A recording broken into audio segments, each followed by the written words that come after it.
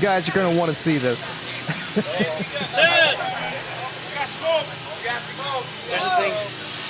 Oh, I gotta wait till my time's up. That's fine. Go ahead. Go ahead. Open it. Oh! There's fire in this one. Yes.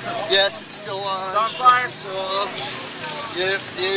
Fire again. Fire in Watch the out hole. behind. Watch out Don't blow behind. on it.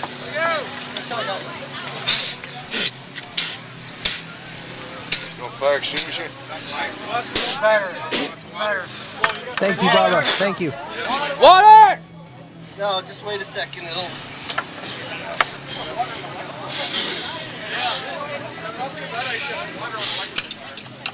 I got some water right here. I don't know if it'll. Don't.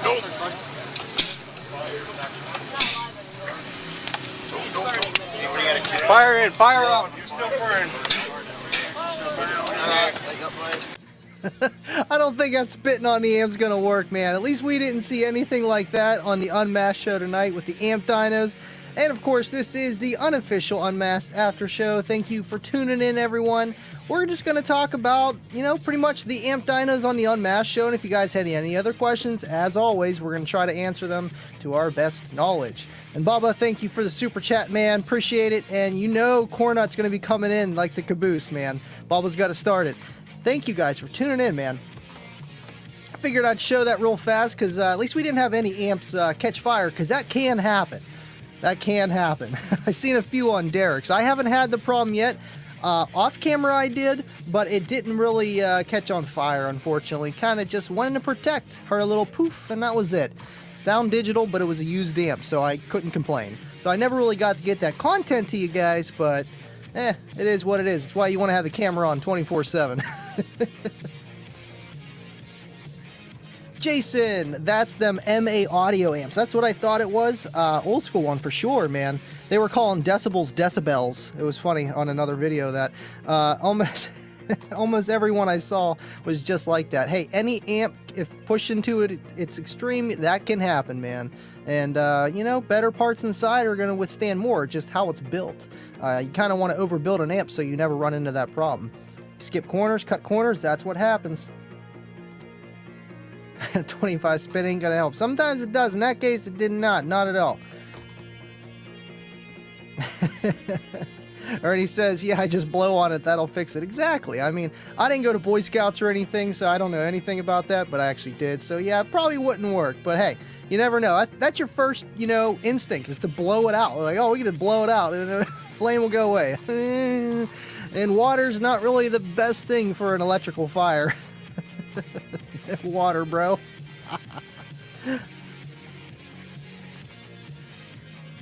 Yinam, thanks for tuning in. LOL, more spit. Exactly. Paul, what's going on? Cornut, what's going on, buddy? Facebook user from Kicker Club, what is going on? Yeah, I just stream Kicker Club on Tuesdays now. I don't want to oversaturate, Kicker Club with just my live content, and this is more for the Kicker show, so we're going to strictly stream the Unmasked After Show on the Kicker Club, but it's always going to be on my personal profile, and if you just watch on Facebook, it'll be on my Living Loud with Andy Facebook page, as well as my personal.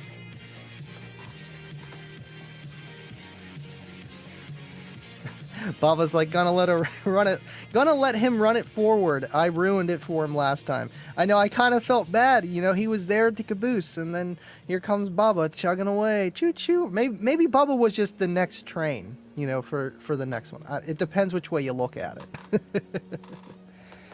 I appreciate you guys. I really do, man. Blake, what's going on, buddy? Love how they wanted to pour water on the shorted amp before disconnecting the power. Right, and that's the thing. I had my car kind of do that once, and that was my mistake, but it was just time and my head unit wires. The stock electrical couldn't keep up with, let's just say, 150 RMS a channel at 4 ohms. A very big amplifier on stock electrical and like the wiring for the door speakers. Over time, it's just too much heat. And that was the first thing I did. I went for not vice grips, but wire snippers, just to cut the power wire. Not even getting the socket, man. I forget, is it a 12 or a 14?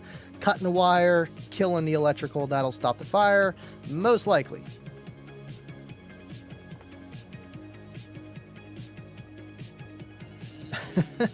No amount of better components is going to protect an amp from a moron with a drill, which I've seen, by the way. Right, it happens, man. Especially whenever you're in that situation, you don't know exactly what to do, man. You don't think about that stuff.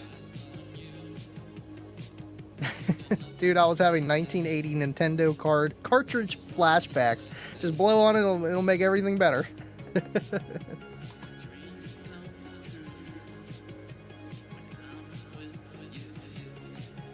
Choke change. Thanks for tuning in, man. Audio is one thing, hydraulic systems are another. Right, I think he kind of had both in there. I'm not too sure. I know a lot of those guys do. Especially for like the car scene stuff, you know, like they'll have like 12 batteries in their car for their hydraulic system. Just because it just runs at a higher voltage, I believe, or they just like to have a lot of power. That or the I don't know, but I always see it. That and the, you know, the compressor for like their air ride and all kinds of stuff, man. It's crazy. Down for sound cutters would have worked. Absolutely, man. You know, when I was putting the my Cookie Monster together this past week, like every day I've been working on it, like 3 to 4 hours every day. Just a lot of work, and you know, it's hard on your back. I'm getting old, and I was messing with the down for sound wire cutters, cutting 0 gauge, and I was like, man, let me see if I can cut this with one hand. Literally went around it and just boop. Just, it's nice, man. It's nice, and I've been needing those for a long time.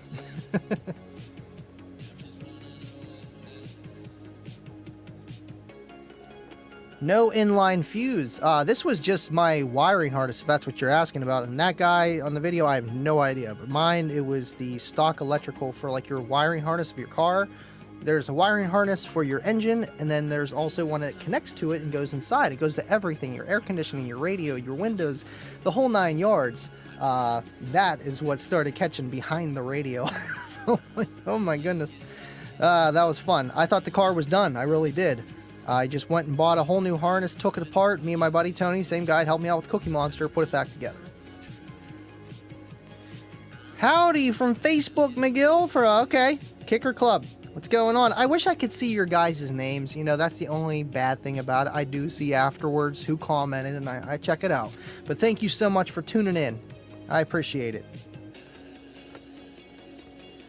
William, thank you for tuning in, man. Living Loud with Andy. Kicker Unmasked after show is great. Thank you. Thanks, Andy. Great Kicker show, as always. Thanks, man. You know, I think it's just cool what we do here. You know, it's just like a little spin-off of the show that they do, literally right before this. And this topic is just great tonight with the amp dynos. And they did the, what is it, CX400, the 800, the 1200, which I didn't think that they were gonna do. And then the 1800.1. I was going to do the 1200.1 for my buddy Todd. If you're on Kicker Club, he came over, tuned his amp, and I metered him, just pretty much set his gains, stuff like that. And I was possibly gonna, you know, do an amp dyno on that. And then I found out that they actually were gonna do the CX 1200.1. I'm like, okay, well, I'll still do it either way. So a little birdie told me, you know, we might be getting another amp in change of that, so we can do something for you guys, because I am running out of kicker amps. I got one kicker amp dyno to do, Bobby, and you know which kicker amp it is. And actually 2. I have 2. I lied, 2. But they're both older amps. I would like to do newer stuff for the stuff that you guys can, you know, go to kicker.com or go to Crutchfield and it's in stock. Stuff like that, that's current products, that would be really cool. Maybe some marine stuff, something different. But yeah, stay tuned for that. That will be up shortly. Not sure exactly what amp we're going to do, but we're going to find out. If you're obviously on my channel here, either on YouTube or Facebook, you will know. All right, awesome. Yeah, I just wanted to let you guys know that. I thought it was pretty cool. I was going to. I was going to do the 1200.1, but you know what? Might do it down the road, but they already did it. You know, I don't like stepping on people's toes, even when I watch Dereck and Rob and Justin and any other amp dyno guy that I'm, you know, really, like, I'm friends with. I don't want to do one that they already kind of did. It's not like I can't do it, but obviously you try to, you know, make your own path.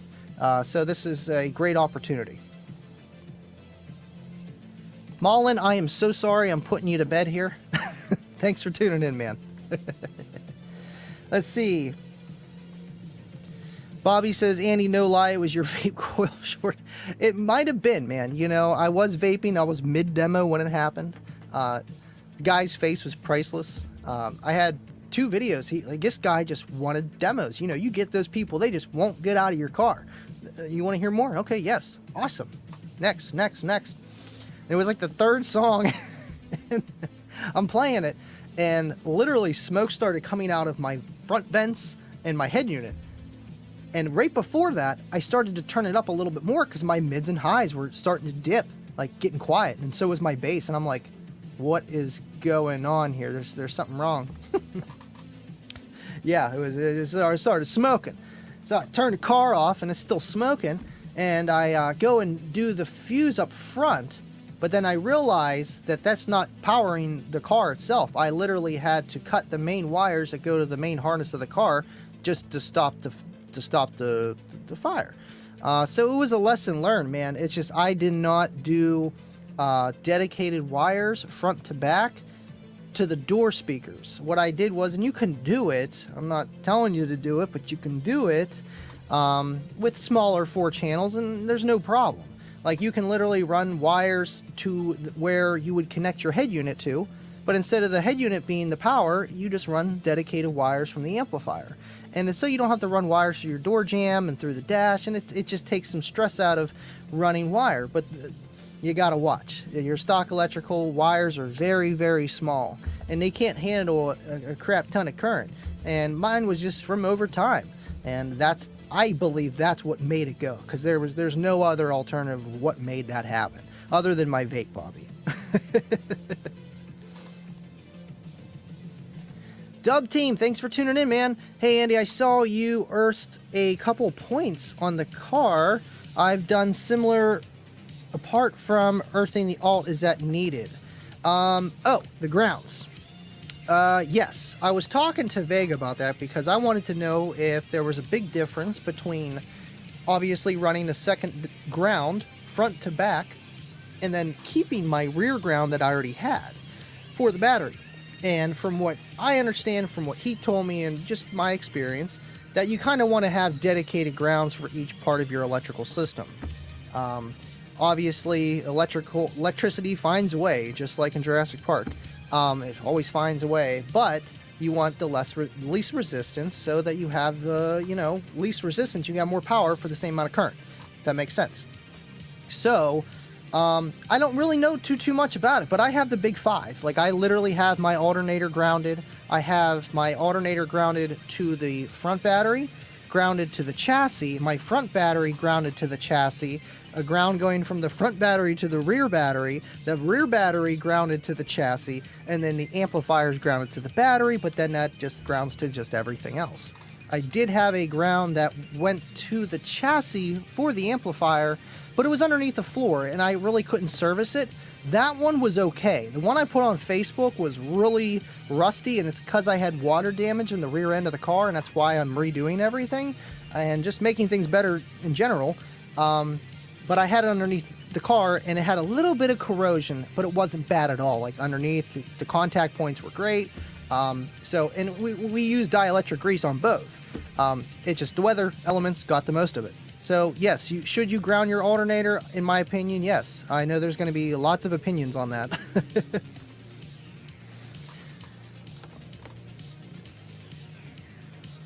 Jason says the amps all did great on the dyno, in my opinion. Right, they all did. Even the CX1200, it did a little bit shy, but the voltage, I think the voltage was a little bit low.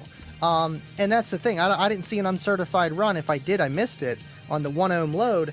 But every other amp, they surpassed what they said they were going to do. And right at the 2 ohm and 4 ohm, they were right at the money. And that gives you headroom because you're not really going to see that 1 ohm load unless you wire down low. And your amp's not going to like that. And who does that? You're not really supposed to do that unless you're competing and you're trying to get the most out of your system and you're playing within a very small range of frequencies that your impedance rise helps.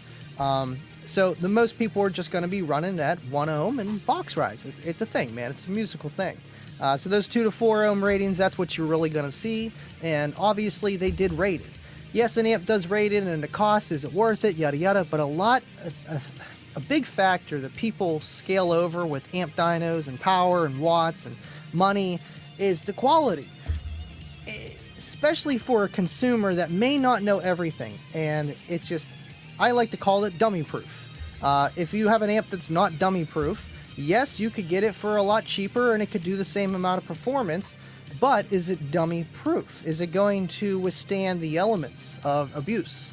And that's a thing that, okay, maybe you aren't going to abuse it. You're going to run it correctly. How long is it going to run like that? Where there could be small solder joints that just maybe skimmed over and not done with love. And I feel like that's where the Kicker products, that's why you pay more, man. But it's great stuff, and they do rate it. They do what they say. They don't do way overrated. I feel like every company, even if it's underrated or overrated, they match their woofers appropriately. So if you run their equipment, everything still works, even if the amp's overrated or underrated. So it's a silver lining of all that kind of stuff, man. But I love amp dynos, you guys know, man. Vega, what's up, buddy? Who cares, man? Everyone does the amp dyno in their own way. It's all good. Right. And that's why I love doing the reactive load, because like no matter which way you look at it, it's different. But I do want to get into resistive loads just because it is easier and another thing that I could do and compare. But you're absolutely right. Everyone, they make their own path no matter what. Even the guys that use the 81s. Face Kicker, and there's another one. Because that's the... I forget his actual name, but Dereck brought him up on the...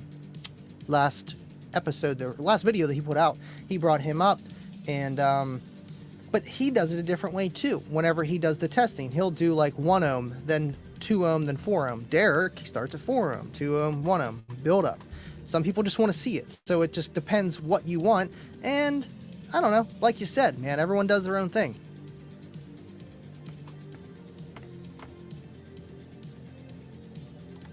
This is a good question, Baba. I was actually talking to Adam about this, the guy that came on with me with the SPL lab, Adam Russell. I wonder if Big D and others have a spreadsheet or database with all the results of dyno runs would be a great resource for those curious about performance. That's what he wants to do. Adam has his own websites. He has a lot of stuff. He's very techie. He knows what he's doing. He works pretty much for SPL Lab, helps design stuff. Built me my own DC clamp, which is going to be awesome. I just got to figure out how to work it with the SPL Lab. It's kind of quirky, and it's new to me. And the SPL Lab, everything's got to be just right, man. And once it's right, it works flawlessly. But anyway, he does all that kind of stuff, and that's what he wants to do, is get those results from Dereck, Rob, just everybody that does amp dynos. Because that would be great for the community, like you said. But then, you know, who's all going to look at, you know, internet files? People want force-fed videos, YouTube, TikTok, you know. But for us that like to do our own research and have that cheat sheet, boom, here you go. And just for the future generations, absolutely, we need to get on it as a community.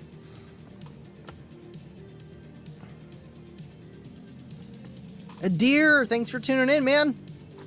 I see you be watching the Kicker UnMasked a lot now. I see you, man. I see you. Bobby B, Andy, I like your dynos because you're the SPL lab, not the AMM1. Right, it's different. Not the AMM1, not the 81. Yeah, it's not the, you know, Steve Mead stuff. And it's different.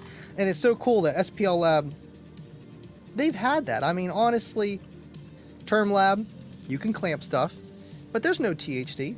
You don't know if you're clipping or not. You have no idea. And will they implement that? I'm sure they will. Every company, you know, they move on stuff, or they might not. I don't know. But that is the SPL Lab difference, man. And I've been on the train since day one. Whenever I first started running Team SP Loud, that was the first meter I got, and I never looked back. I didn't have the clamp one right away. I had the regular USB. Not the Bluetooth, because a friend of mine, that's how I got introduced to it. He had the Bluetooth one, and it was nice, but it was quirky, putting it in the car, taking it out, putting it in the car, taking it out, putting it in the car. Kept pressing the Bluetooth button by accident, so it wasn't very ideal for a car audio competition. Running the wire, okay, the wire gets stuck in the door, I get it, but it's a lot easier than hitting the button and resetting everything. It was just easier using the USB. Ran that for a while, and eventually I just upgraded to the clamp because I had a hard time keeping people in classes because how I started it out, I don't mean to sidejack too much, but My beginner class was stock electrical. Intermediate was, what was it? Upgraded electrical, and then extreme was walls. So that was like the easiest way to have 3 classes and semi-fair, you know.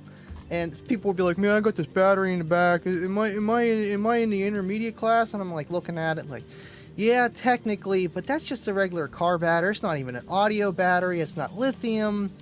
We'll keep you in beginner. You got a 500 watt amp anyway. You know what I mean? And that's like Base Wars is very laid back.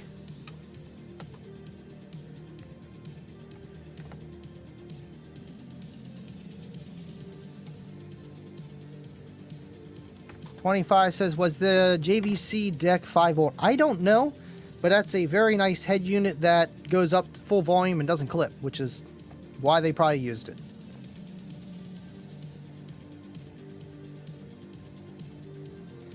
Now, I'm probably a little behind on the comments, but I like talking too, you know? Vega, Andy, we got to live stream the Big 4 install. I know you wanted to do that. I don't know. We'll see. Man, my engine bay ain't the best to look at. That's why I actually want to look into investing in a cam. To paint the cam cover. You know, it's chipped up. I had a very clean cam cover on my first engine, and I took care of it. You know, I put the little armor all on it, made it all shiny, and then this was years ago, and then the engine went. And then I got a used engine, and that person didn't take care of it. And they ran their car with probably crappy oil and didn't do oil changes. And the cam got really hot, the paint's chipping off. Or they popped their hood and let it sit for all winter. Who knows what happened, but the paint does not look great, and it needs cleaned. And I would love to do it if we can. We'll see what we can do, Vega. We'll see what we can do. It's the least I could do, right? John, yo, yo, yo, it's your boy, Hi-Fi Vega, with the dude who probably sleeps, the dude with the car from Sesame Street, the man who rocks the square sub, the guy with the kicker ticker, living loud with Andy. Man, you're getting even better with those, man. I love that. That is awesome. Thanks for tuning in, John. Ernie says it's 2 volts, so 2 volt pre-out, but clean 2 volts up to 35. I think that's almost better for amp dynos. Yes, pre-out voltage helps with noise floor and dynamic range or whatever you want to qualify it as. But I feel like, you know, if you have a head unit that might clip it like, say 32, and you had the volume set at 33 and 34 and you're on a live broadcast, you don't really want to redo that because you had the volume at a different click because you were bumping. You seen Ken, he bumped it and bumped the volume down. So you don't want to give it a false reading either of like, oh man, this thing's clipping before it even does rated. So yeah, but yeah, that's awesome. Thank you, Ernie. El Fuego, Andy, what are you using for batteries on your test bench? I believe you are using the PowerMax 100 amp power supply. It is the PowerMax 100 amp power supply, but it's rebadged. It's literally the same thing. I guess tweaked or... It's a little bit different, but it's the brand X. It's the same thing. It's a 100 amp power supply, or yeah, I think it's 100 amp. Yeah, it's 120 amp fuse, but it's a 100 amp power supply. And yeah, the JYHP40 as the battery bank. I had the XS3100 and 3400 on there, but then I took the XS3100. That's sitting over here, and the XS3400 is under my hood in Cookie Monster because I was having voltage problems of charging because of my stock regulator in lithium chemistry. Straight out of Tom's mouth from Ohio Gen. I said, I don't even want to deal with it running an external regulator. I'll deal with it. I'll throw an AGM in parallel. I don't even really drive the car that much. I can keep it on a trickle charge or just unhook the lithium when I'm not using it. I don't really need a what is it, the battery isolator? The battery isolators, I guess they work. I'm hearing from big people saying that it's probably not the best idea to use it. And in my case, where I don't drive the car every day, it's easier to unhook a fuse than, you know, use something that might not work for what I'm trying to do or bottleneck my system. Your power starts in the front of your car and ends at the rear, and you're bottlenecking at the front. If it does, there goes power. Any kind of extra connection point can bottleneck something just because of added resistance. Yes, the JPHY or JP HP40, man, JYHP40. Bobby B, you messaging me on live, man? What you doing? Chance says, so we heard you like grounds, so we put grounds on your ground. Old Pimp My Ride. Oh, I already know, bro. Thanks for tuning in, man. I love that show. That show was the best, and it's not like they could even redo it or try to redo it. But I kind of want to rewatch those. 25 says dynamic duo in effect. Oh, are they in effect? I haven't seen Deviant. I haven't seen Deviant.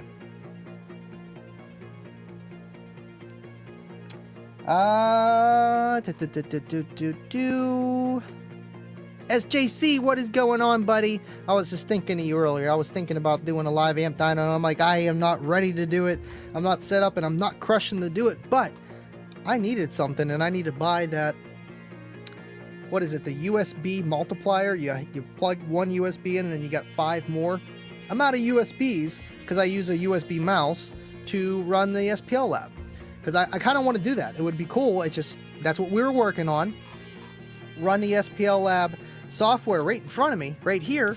Have the amp already set up with the gain, and literally have a separate device to literally turn up the volume, and have another camera, not even on this computer, so we don't need to push the limits of this computer anymore, but just have my other phone streaming, as you know, like how you do, and to get that shot to do a live stream. But I was thinking about it because how Kicker did it tonight. I thought that was so cool, and I've been wanting to do that, but it's hard as a one-man team, not gonna lie.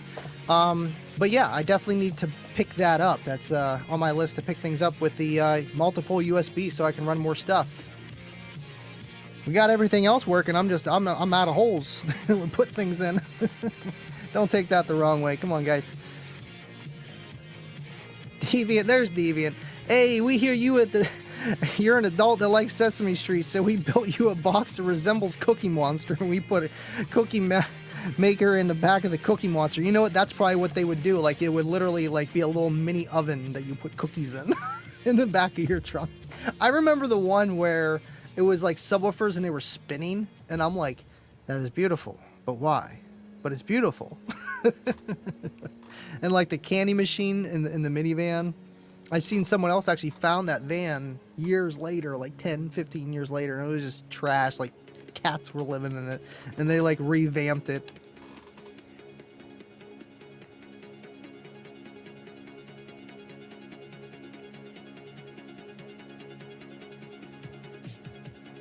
SJC, speaking of resistive loads, I was thinking if amp gains should be set with resistive loads versus just unplugging the speakers. Very, very, very good question. I know I brought this up on a previous live stream or somewhere. And if you have voltage drop, it makes a difference. If you have no voltage drop with your load, then it doesn't matter. Because then you're going to see the same voltage, you're going to see the same rail voltage, your amp's going to do the same power, technically. Have I tested that? No. But in theory, in my opinion, it should be the same. I feel like the gain could be set in a different way because you would clip earlier if your voltage is lower, so then you have to turn your gain down just because your amp can't do that volume at that gain set because it's going to clip when the voltage drops, so you have to turn your gain down. Or you turn your volume down in your head unit, which kind of do the same thing in that situation.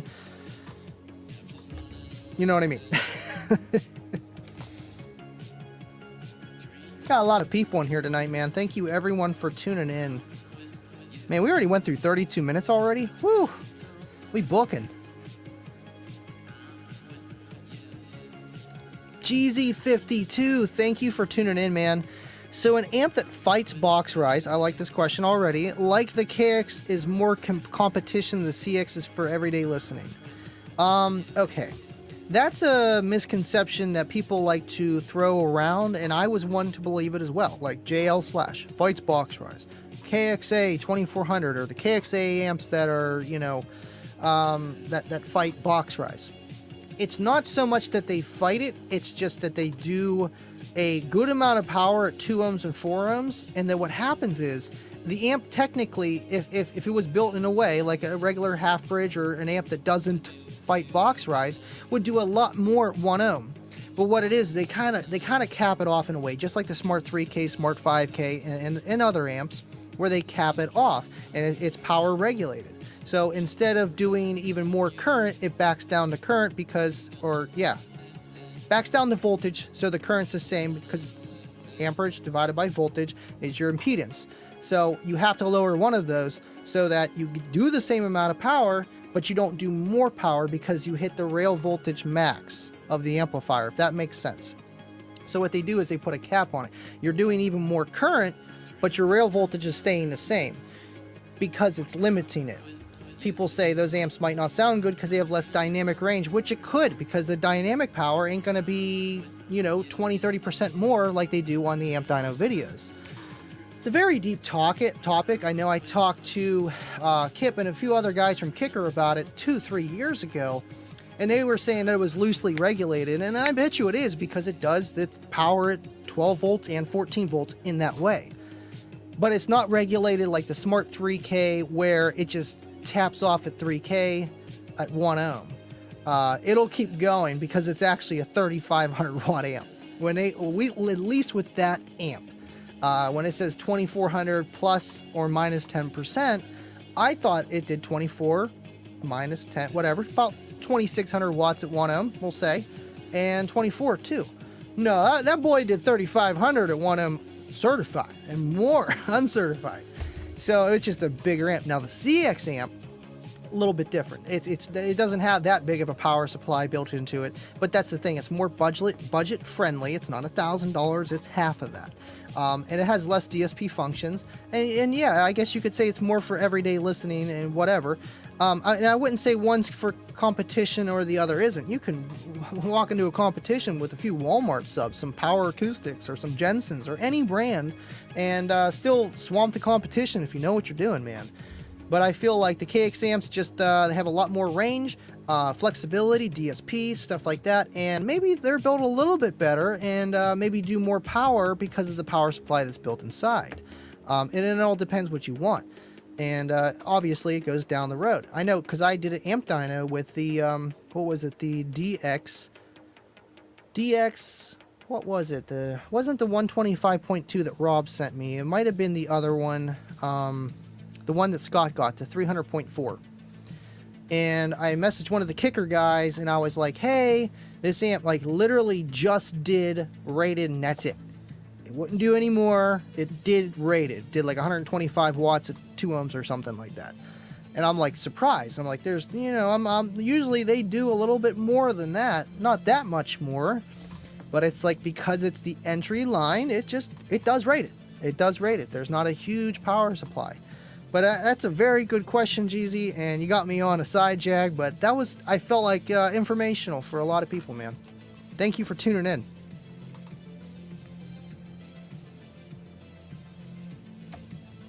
Oh, we're not censored here, Deviant. This is in Twitter.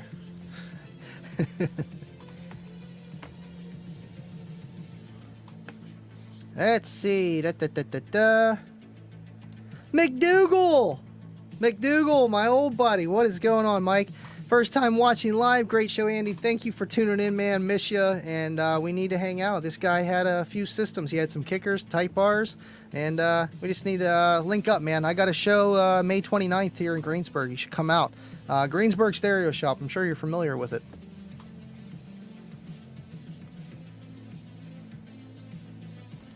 Dub Team, why not dyno an amp with subwoofers connected instead of the SMD? I mean, you could. That's what I do, but with the SPL Lab. Could you do it with the SMD? No, because that has built-in resistors. You would have to like unsolder stuff, and it's like a whole computer system where it like has relays and switches to different impedances, mechanically or electronically. I forget which.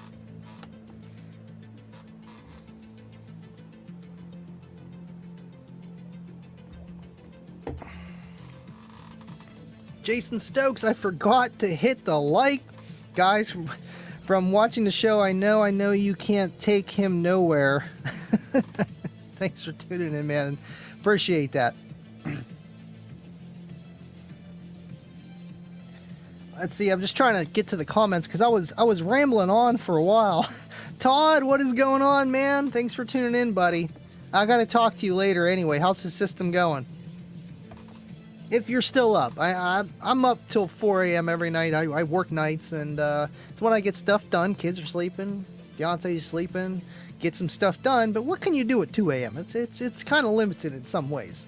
I know one thing: you can't tune your mids and highs at 2 a.m. Man, neighbors will not be happy.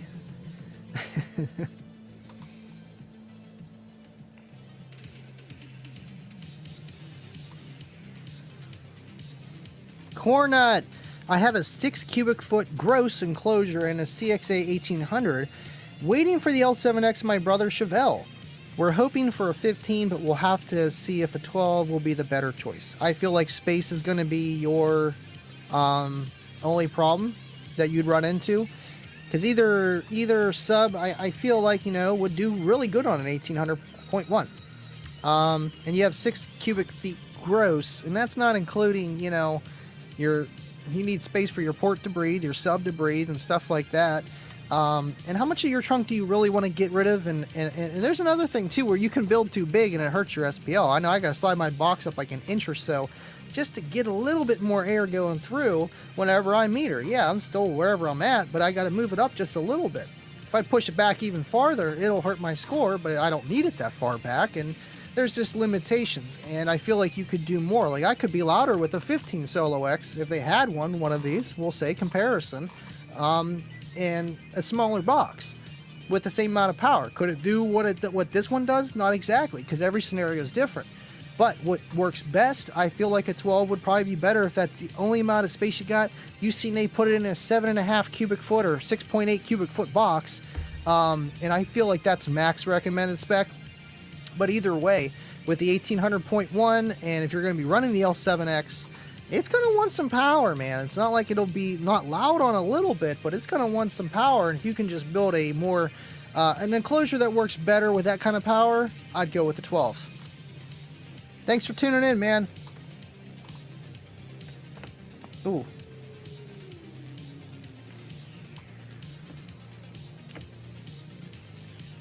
Dean Brockway, thanks for tuning in, man. Great stream so far. Got to get back to work, guys. Have a great night. Hey, thanks for just tuning in, man. I appreciate it. See, I'm not getting my super chats anymore. I don't know why. I might have to update StreamYard or something, but I have to go through the comments to see them. They don't pop up like they used to, or I'm just talking too much and I'm not paying attention. It could probably be that. Deviant for Life with a $2 super chat. Thank you for tuning in. F it. 14.4 volt talk for Andy all day. Love you, bro. Love you too, man. And I gotta talk with you sometime. We need to talk. I appreciate you tuning in and your super chat, buddy. Let's see. Man, you guys are nuts. Hi-Fi Vega. Andy often uses sub during testing, dub testing, depending on the test, but I have sent him a few resistive loads, which I need to do. I haven't made an amp dyno since I've had those. They're sitting right there. I need to build a nice little board, paint it. I do have paint. I have a lot of black and yellow paint. Paint that and just build something that looks really nice that may be or may not be off camera, but for my own personal, you know, gratification. Or someone walks in here like, what the heck is that? What's that spaghetti mess you got on the ground there? And for safety reasons, I want to build a nice something for that, and that would be great for the 4-channel amps. You really don't need that much more, and I love amp dynoing 4-channel amps because I feel like they're slept on, at least for a lot of beginners that may not want to run a dedicated amp for their mids and highs, but if they could do, you know, that and run a sub for the same price, kind of works out, man. That's why I love that $250 budget Walmart build that I have to finish. Just I've been working on Cookie Monster, man. It's taken up my life, but it's almost done. It's almost done. Tonight I should be able to be finished with the enclosure, other than a few little glue sprays on the shag. This might be the last time you see this one sitting right here. And if it isn't, if it's still here Friday, I'm slacking. It should be gone. It should be in the car. Tell me what you guys want to see here next. I like switching it up for different things, but what do you guys want to see here? I got the Scar 18 kicker, I got amphitheaters, I got the bazooka, I got some weird stuff.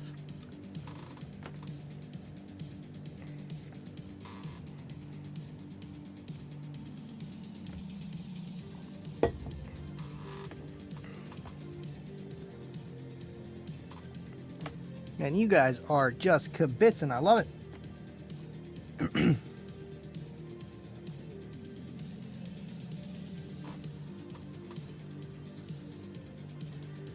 Yeah, the Pimp My Ride show was not what it seemed, but it's a TV show, especially early in the day, what, 2002, 2004-ish? Yeah, it's a shame that everything was staged in a way.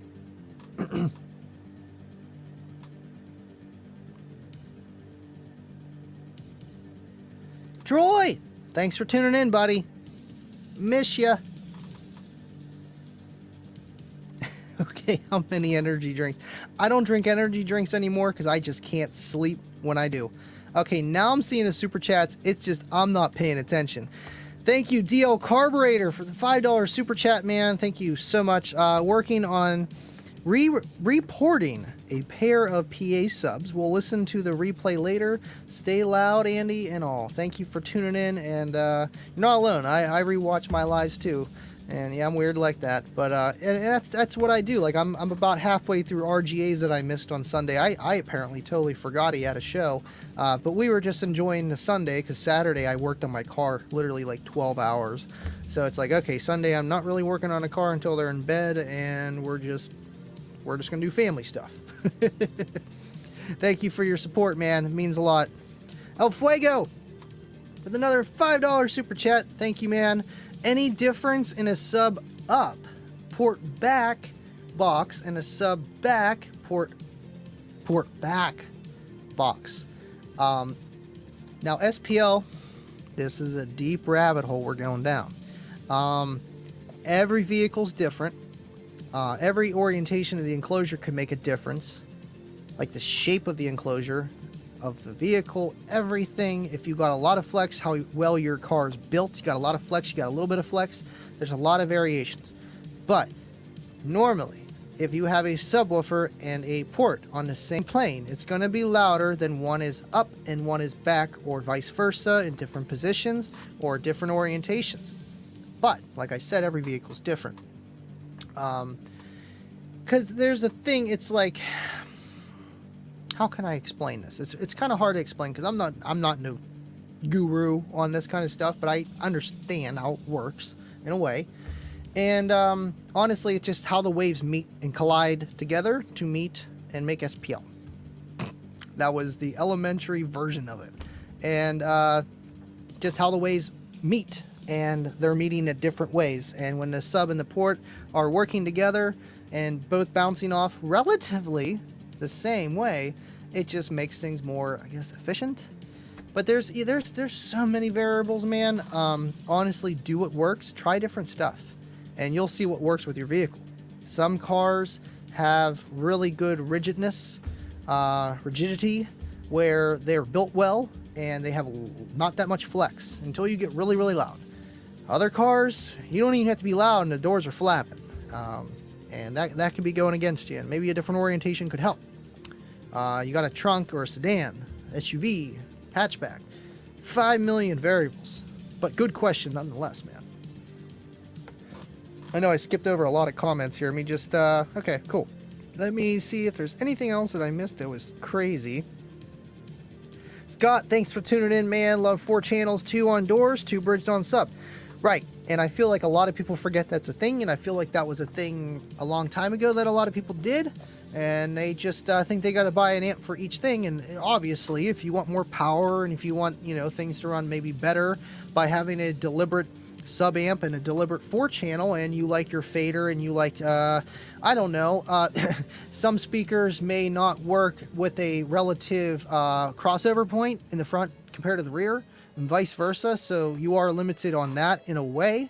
But at the same time, you still have your left and right, if that's what matters most, and I feel like that matters more than crossover points, where the subwoofer could make up for that in a way.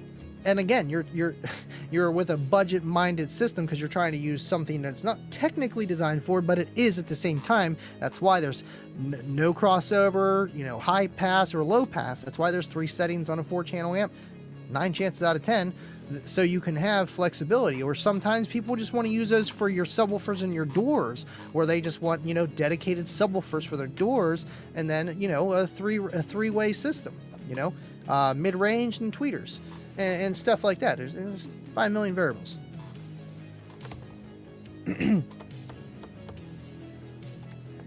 Chance, I wonder if the Solo X will still be a good musical subwoofer and not just an SPL driver. I would love to daily a single 15 in my 4Runner. That's the thing. I was talking to John. It came over, helped me with my lights last night. We're talking about some stuff, and that's the thing. Kicker's never going to make a woofer that's like a Sundown, and Sundown's never going to make a woofer that's like a Kicker.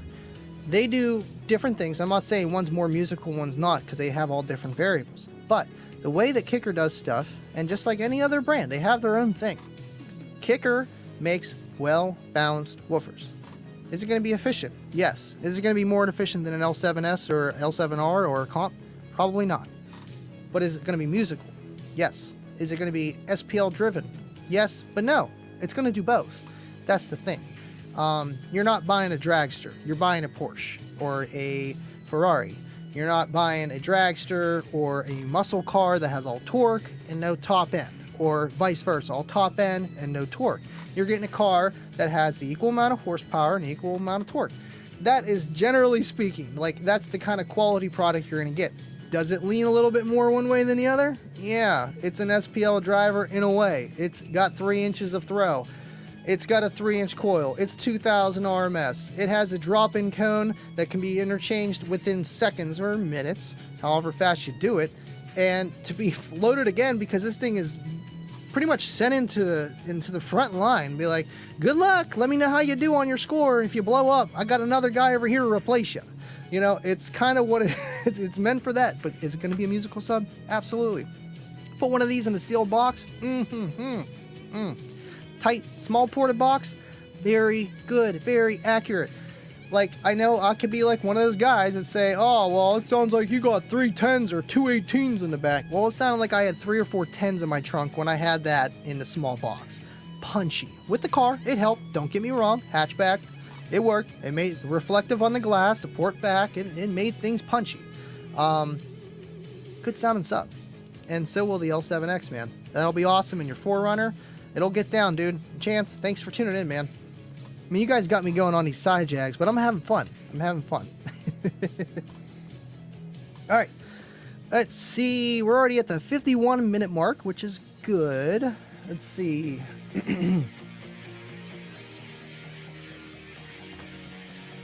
Deviant, you always try scheduling either when I'm going live or when Kicker's going live or someone else going live. You guys got... I thought you have everyone's notification bell ring, so you know when we go live, so you guys can do your own live stream. Facebook user from Kicker Club, Saludos, Andy. Thank you for tuning in.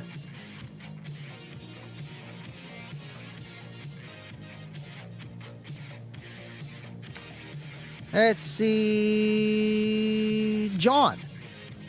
To answer what we want to see in the background, a wall of those 15s in the closure, recone those bad boys and bump. These work. The only one it doesn't is this first one over here. Is the red. It's got the red decal on the front. It's the only one that doesn't work. It's got a blown coil, and it was my first. And I kind of just want to leave it how it is. But these two work. These two work. And that's a 15 too, but it's a clock now. I could make it into a woofer. I could recone it, but I have a feeling that the hands are not going to last too long. Especially when you play all that wasted information, man. They're going to be slapping. Standing waves, Andy. Come on, dude. I feel like standing waves are a totally different subject from what they were asking. Standing waves are a thing that you really don't want to get into either. Because you're really going deep into the fluid dynamics, and I've seen so many debates where people are like, you don't even need to put, what is it, like just 45s in your box because of standing waves, and it's like a theory that's like, you know, busted pretty much, but no one's ever actually documented it why, but people that actually know what they're talking about said that. So you're going to want to believe them. But I still throw 45s in, you know, just make myself feel better, you know, and it looks cool inside the box, don't get me wrong. But standing waves, I feel like that's deep down in there, in the rabbit hole.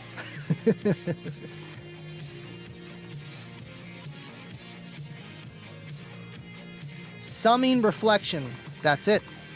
That's it, where they meet together. Thank you. See, I know how things work in a way, but do I know the vocabulary words? Probably not. I need to study more.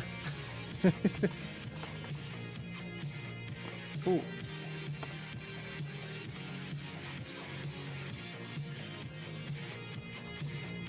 This explains everything, 25. You drive a Pinto. Oh man, come on, man. It's okay.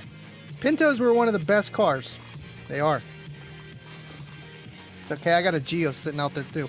I feel the pain.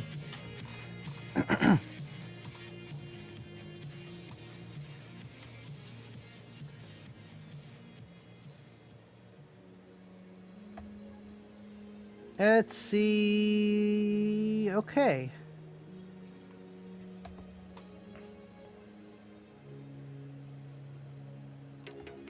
There we go. 45s only are for bracing, do 0-4 enclosure. That's kind of how my opinion on it is now. You know, we're always learning. If you're not learning, you're stagnant. Right, and it helps with the structural integrity of the enclosure. Just having that 45-degree brace. I have all my fish tanks braced that way too. There's a reason.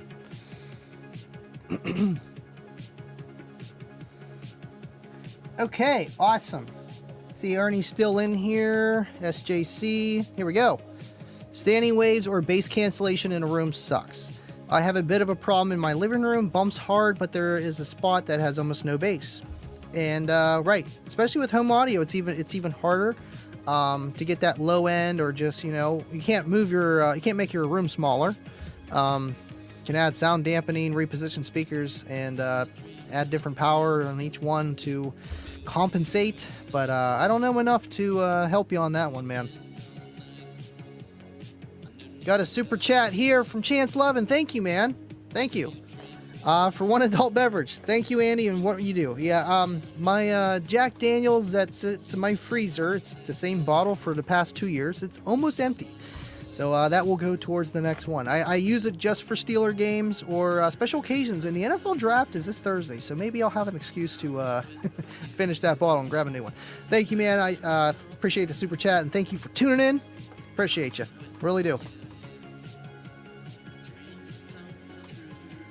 All right, let's see. I think we are all caught up. We went 56 minutes. If you guys got any last questions about the UnMasked show, amp dynos in general, try not to get me on too much of a side jag, but I'll try to answer them the best I can. The gain people talk about is just from changing internal volume, adding them. Right, and I feel like that's where things can get misconstrued, because when you change one thing, you change three or more. So when you add that 45, okay, oh, it sounds louder, but maybe you built the enclosure too big. Or, not that it's too big, but it just makes the port to enclosure ratio a little bit closer and works better with how the size of your port that you have, the tuning you're trying to play, and the vehicle that you have, the power you have applied, the subwoofer you have, the orientation in the vehicle, and just your expectation of the sound. And then you try to say it's because I put a 45 in and there's no standing waves. You can't. I would love to talk to maybe Hexibase. He is one of the most, if not the most knowledgeable YouTuber about car audio, what we do, that I know. Like, literally the smartest. He would know that answer.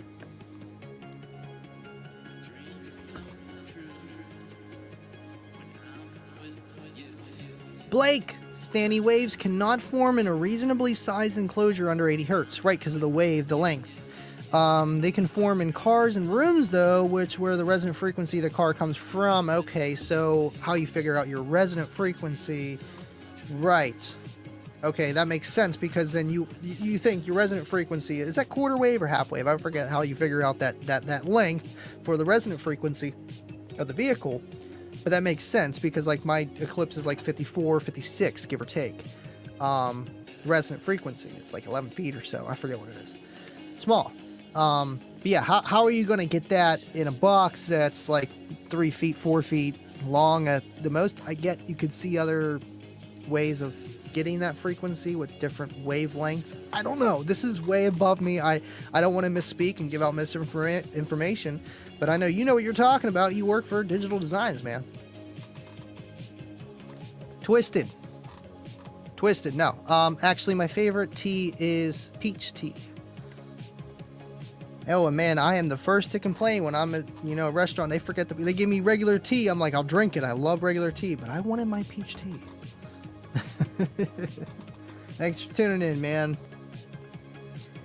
Hexy bass is nuts. Oh yeah, nuts. Super informational. And even though he's at like this level of knowing everything, he kind of brings it down here so you can kind of understand, which you kind of need to do.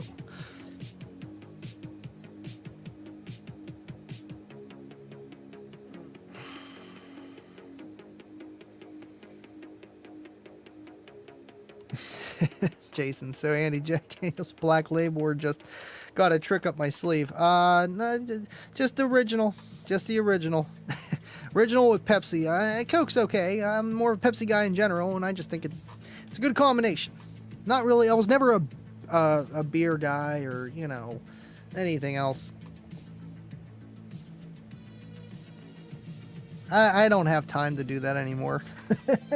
And I don't wish I did, because it's no good, man. It's no good. To each their own, but I'm good. Steelers give me an excuse, though. Especially this year. It's going to be pretty hectic with no Ben Roethlisberger. And he's not hurt. He's retired, so.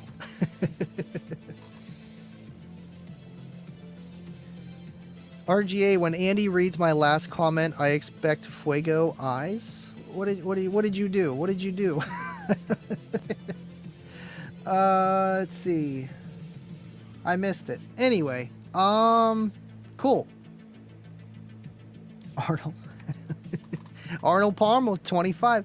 Everyone keeps talking about it's Arnold Palmer. I've had it like once. I didn't really see the big difference between the Twisted Tea and that. I think it's like a deeper, more tea-y taste, if that makes sense. Definitely a good choice, though. Absolutely.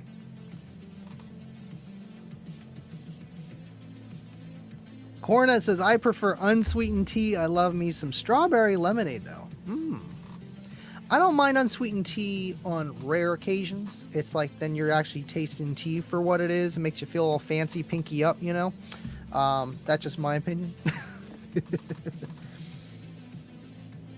SJC, Andy, show us a Kicker wireless bass knob. It's in my car, and actually the battery's dead in it. I need to put that in there. It takes a 2025 battery, I think. It's one of those, hearing aid batteries, the flat guys. The ones in your key fobs and stuff like that. But they are really neat. I love the Bluetooth bass knobs, man. They are just, they're a godsend. Clip detector, obviously I know a lot of other bass knobs that aren't wireless have those now, and obviously the amps have clip detection in them. But it's nice right in front of you while you're cranking up the bass knob, you can see how much you're clipping. And it gives you a little bit of leeway. It doesn't clip at 1%. It's like 0.8, 0.9, like a little bit before. At least in my opinion. And I like the added shock, SHOC. It's nice. It's not really nice for my system because I'm not playing like old school music that's above 50 hertz really.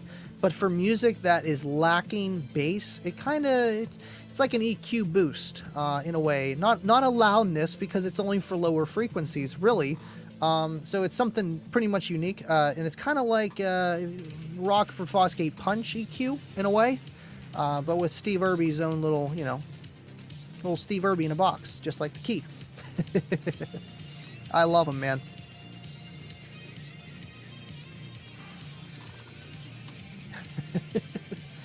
Chance, you're funny.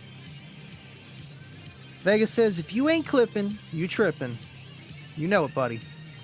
I mean, a little bit of clippy ain't bad. A little bit of stinky, it's all right. But As long as you're doing it with someone around so someone else can witness your amazing system, at least to you and to them, then it's worth it. When you're by yourself, it's not worth it. I was telling John yesterday, I was like, man, you don't have to clip your system and show off for me. Like, I know what it can do. Just give it the beans a little bit and then back it off. That's what I do.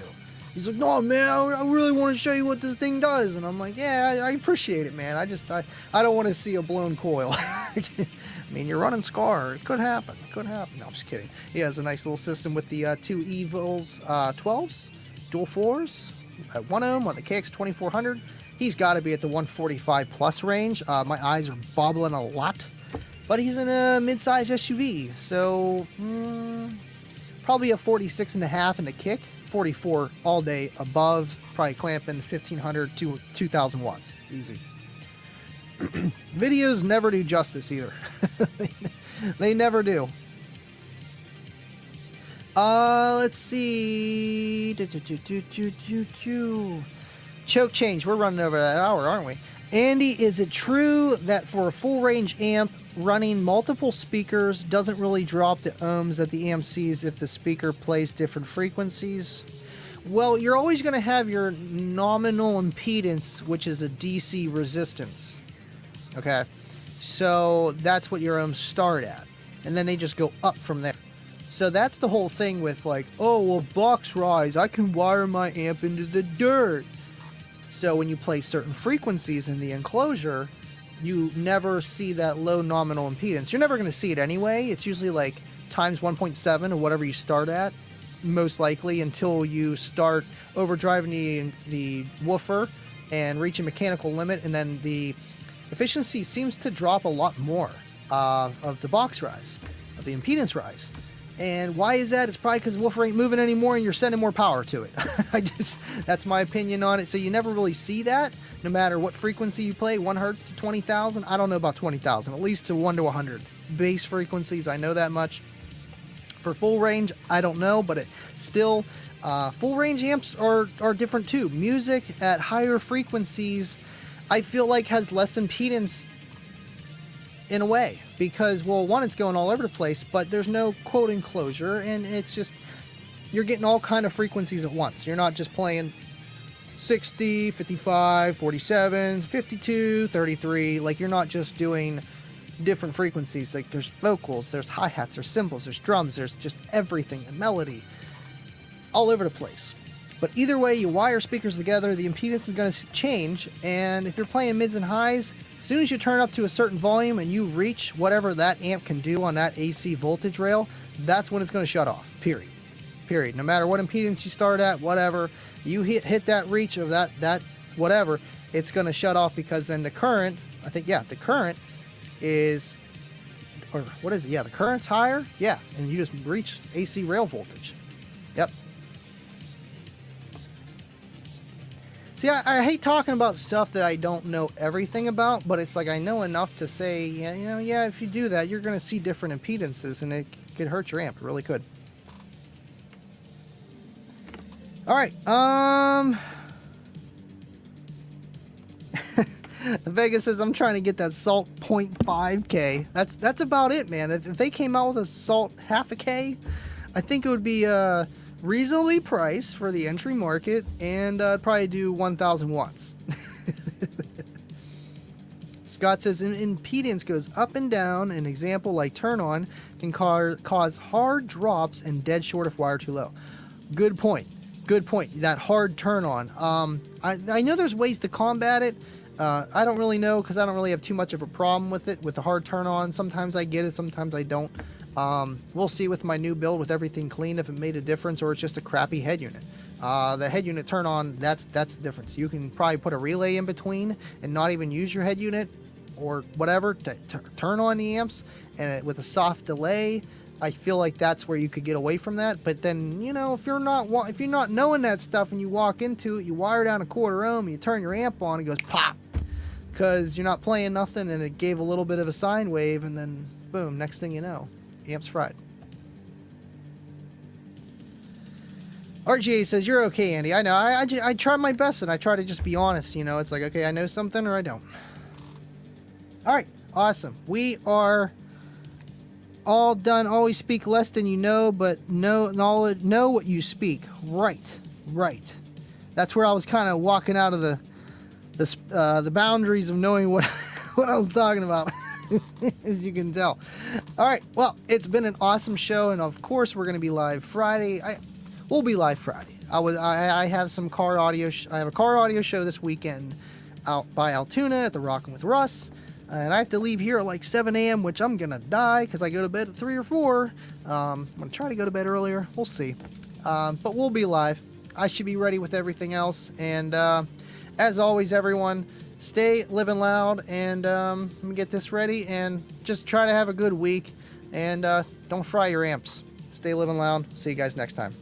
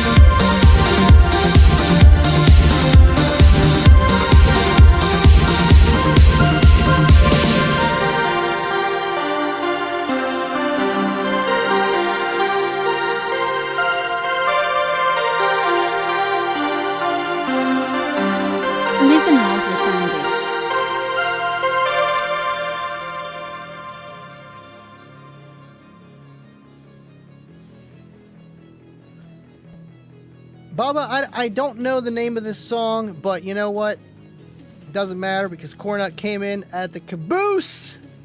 Thank you, Cornut. Love you, buddy. And I'll send it to you.